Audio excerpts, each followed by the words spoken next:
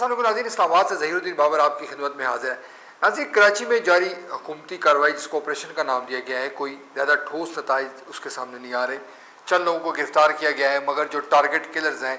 जिन्होंने सैकड़ों लोगों को मार दिया था, सैकड़ों जो ख़वातीन उनको बेवा किया, दर्जनों बच्चों को यतीम किया, ताहाल उनसे कोई बड़ा फिगर हमें सामने नहीं आ रहा। तजिया निगार जो इस वक्त इस ताज़री सूरत हाल पर बहस कर रहे हैं वो ये कह रहे हैं कि कराची का जो ऑपरेशन है वो अपने आगाज़ के कुछ ही दिनों के बाद दम तोड़ गया है, लिहाजा हुकूमत इसमें मसद का शिकार हो चुकी है और महसूस होता है कि हुकूमत की ये कोशिश है कि ऑपरेशन भी हो जाए और ताहाल जो मौसर कार्रवाई है वो भी ना हो, ताकि शायद उसके इत्तेहादी उससे नाराज़ ना हो जाए। ये जो तमाम सूरत हाल है, कराची का जो इशू है, ये किस हद तक पाकिस्तान की मैशत पर असरअंदाज हो रहा है, कराची की जो सूरत हाल है वो बैन अक़वामी सतह पर, मुल्की सतह पर पाकिस्तान के लिए किस तरह बदनामी का बायस बन रही है, इस तमाम सूरत हाल पर गुफ्तगू करने के लिए आज हमने अपने प्रोग्राम में ज़िम्मा दी है पाकिस्तान पीपल्स पार्टी के सीनियर रहनुमा और कौमी यकजहती फोरम ऑफ पाकिस्तान के रहनुमा आगा रियाजुल इस्लाम साहब। आगा साहब आगा साहब, ये बताएँ कि कराची में जो जारी कत्लो गारत गरी है, बाद लोग कहते हैं जी ये तो 1985 से हो रही है, कोई नई बात नहीं है, तो हम ये देखते रहें कि इसी तरह कत्लो गारत होती रहे, मासूम लोगों टारगेट किलिंग में वो मारे जाते रहें, कत्लेआम होता रहे, तशद्दुद दर तशद्दुद की लाई जाती रहे, इस हवाले से हमको हालात के साथ समझौता कर लेना चाहिए या कोई खात्मे की उम्मीद भी करनी चाहिए? बिस्मिल्लाहिर्रहमानिर्रहीम। मैं मोहतरम जनाब ज़हीरुद्दीन बाबर साहब आपका और INN का इंतज़ामिया का मशकूर हूँ कि आपने इस बड़े हसास इशू पर मुझको यहाँ पर दावत दी है। बेसिकली तो इस वक्त जो पाकिस्तान की सूरत हाल है उसको जब हम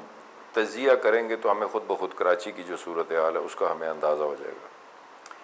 देखिए, कराची में पाकिस्तान की जो सूरत हाल है, पहले तो उसमें आप देखें कि कौन सा पाकिस्तान के अंदर है ऐसा मतलब रिट ऑफ द गवर्नमेंट जो इम्प्लीमेंट हो रही है। मसलन ये कहते हैं जी लोग टैक्स नहीं देते, टैक्स भी एक रेट ऑफ द गवर्नमेंट है, इसका मतलब लोग यानी कि डिक्लेयर सिविल नाफरमानी की तरफ नहीं गए हैं, लेकिन वो इनडायरेक्टली सिविल नाफरमानी के ही मुर्तकब हो रहे हैं। ये कहते हैं जनाब सुप्रीम कोर्ट ऑफ पाकिस्तान कहती है कि जी हमारे फैसलों को हुकूमत नहीं मानती, इसका मतलब ये हुआ कि उनके दरमियान भी कानून की कोई इज्जत एहतराम नहीं है। आप ये कहते हैं जनाब अली कि पाकिस्तान में फ़ौज को कराची में भेज दिया जाए,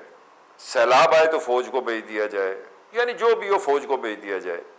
पाकिस्तान की 62 साल तारीख के अंदर 42 साल तकरीबन फ़ौज इक़्तिदार में रही है। सो अगर जो भी मसाइल आज पाकिस्तान के हैं उसके पीछे फ़ौज ही खड़ी है। ठीक, पाकिस्तान में आप इस तरह क्यों नहीं चीज़ को देखते कि जब भी सिविल गवर्नमेंट आती है ये कराची इशू क्यों डेवलप हो जाता है, और जब मतलब फ़ौजी हुकूमत होती है कुछ भी नहीं होता। ज़रा इस पर इस तरह भी गौर करके आप देख लें। ठीक, असल जो मामला है पाकिस्तान में वो ये है, कानून की हुक्मरानी नहीं है। झगड़ा ये है कि मेरी गर्दन में सरिया कितना है। मिसाल के तौर पर आज से कुछ दिन पहले पाकिस्तान के सियासी मसलों में ये इशू था कि ISI को और MI को और तमाम इदारों को रहमान मलिक के नीचे दे दिया जाए क्योंकि सिविल हुकूमत है। आज उनकी अपनी हुकूमत का साबका वजीर दाखिला जुल्फ़िकार मिर्जा जो है वो अपने ही इंटीरियर मिनिस्टर को नहीं मान रहा, वो कह रहा है वो मुदाखलत कर रहा है कराची में। अब दो हुकूमतें नहीं है मरकज में कि मरकज में कोई हुकूमत है और मतलब वहां पर कोई जिस तरह पंजाब में हुकूमत है आपकी और मतलब सूबाई हुकूमत भी पाकिस्तान पीपल्स पार्टी की है,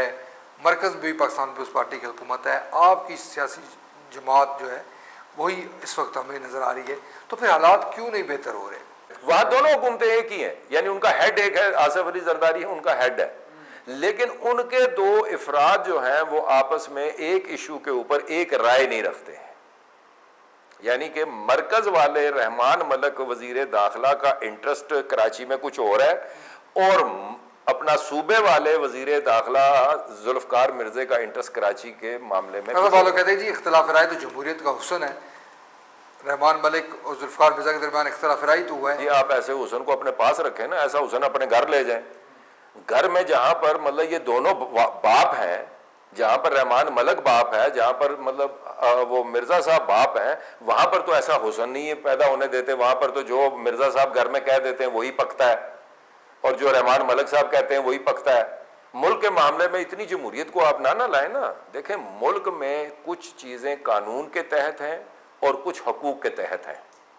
ठीक, अगर मुझको एक ट्रैफिक का पुलिस वाला जायज बात पर रोक रहा है तो वहां मेरे हकूक नहीं आ रहे, मेरे फरज आ रहे हैं कि मैं उसकी बात को सुनूं। मैं वहां पर भी अपने हकूक लेके बैठ जाऊं, जिसने मुझे रोका क्यों है, तो फिर तो मुल्क नहीं चलेगा ना। हमें मुल्क में हकूक को और फर्ज को अलग-अलग करना पड़ेगा। ठीक, असल झगड़ा जो चल रहा है कराची के अंदर वो ये है कि ये तमाम माफिया जो वहां बने हुए हैं, मसलन आप अगर जो सच्चे लोग हैं जो किसी की बात को लपेट कर नहीं रखना चाहते, सो कराची के अंदर कोई सियासी पार्टी के लियारी में ही नहीं है बदमाशी, वहां पर बुताखोरी नहीं चल रही, मतलब कराची के मतलब जो है वो एमकेएम में ही नहीं चल रही, एएनपी में ही नहीं चल रही, वहां पर तमाम अनासर अपनी अपनी जगह। हम ये समझ लें कि भत्ताखोरी जो है वो कराची का कल्चर बन चुका है और ये कल्चर से कभी उनकी जान नहीं छूटती है, भत्ताखोरी कभी खत्म नहीं हो सकती। ना ना ना, कल्चर नहीं है ये, कल्चर नहीं है। जब मरकज के अंदर आपके मुल्क में बार बार मार्शल लॉ लगा, इस मुल्क के अंदर बार बार मतलब कभी भुट्टो सजाए मौत हुआ, कभी आगा रियाजुल इस्लाम या आप जैसे आदमी के घर में बगैर किसी वारंट के पुलिस दाखिल हो गई, जब एक आम आदमी जो निचली सतह पे था उसको ये पता लग गया कि कानून कोई शय नहीं इस मुल्क के अंदर, पैसा लगता है, आप आए मेरे साथ में आपको नीचे ले चलता हूँ, ऐसे ऐसे ये जो ये गाड़ियां ठीक करते हैं फिटर वगैरह इस किस्म, वो कहते हैं केड़ा कानून, कायदे आजम, कहते जी पाकिस्तान का सबसे बड़ा कानून। आप भी तो आखिर गाड़ी कहीं से ठीक कराते होंगे ना जहीर साहब, आप नहीं गाड़ी ठीक कराते, आप नहीं जाते मतलब बाजारों में गलियों में, लोगों से जाके पूछे, लोग आम आदमी आपको ये कहेगा जी कोई कानून शनून नहीं, कायदे आजम दो, कानून सारे ठीक है। अब जब एक अनपढ़ आदमी ये जानता है कि कानून नहीं है, हम लड़ रहे हैं ना कानून के लिए, हम जोर दे रहे हैं ना, हमारे लिए कानून की बड़ी अहमियत है, हम लोग जेलें काटते रहे हैं, अभी भी काटने के लिए तैयार हैं, आइन की हुक्मरानी के लिए हम लड़ने के लिए तैयार हैं, आइन लाने के लिए तैयार हैं, लेकिन पाकिस्तान का जो सबसे बड़ा अलमिया है, हमारे मुल्क में गैर आइनी हुकूमतों और गैर कानूनी तरीके से थानों में जो रवाज रहा है कि जिसको लाया मर्जी थानेदार की उसने लिटाया और उसको छितरोल की, इस तर्ज अमल ने माशरे में एक तासुर दे दिया जो पक्का हो चुका है, मजबूत हो चुका है उनके ज़हनों में कि मुल्क में कोई कानून नहीं है। सो आप जिस मर्जी जरिए से नोट कमाएं और जाकर थानेदार को आधे दे दें, आधे आप खा लें, बस। तो यही आपके मुल्क में एक ऐसी हैसियत इख्तियार कर गया है कि आप फौज को भेज के देख लें, कुछ भी नहीं होगा। एक नुक्ता नजर यह है कि आइन और कानून का एहतराम मुल्क भर में नहीं है, कराची उसकी बिगड़ी हुई शक्ल है, लिहाजा ये ख्याल करना चाहिए कि अगर यही सूरत हाल बरकरार रहती है तो ये बिगड़ी हुई शक्ल मुल्क के किसी और हिस्से में भी देखी जा सकती है। सारी जगह ये नहीं है, कराची में तो आपके सामने रिफ्लेक्शन है ज़हीर भाई। ज़हीर साहब देखें, आप कराची में जब यानी कि जब फसल पक जाती है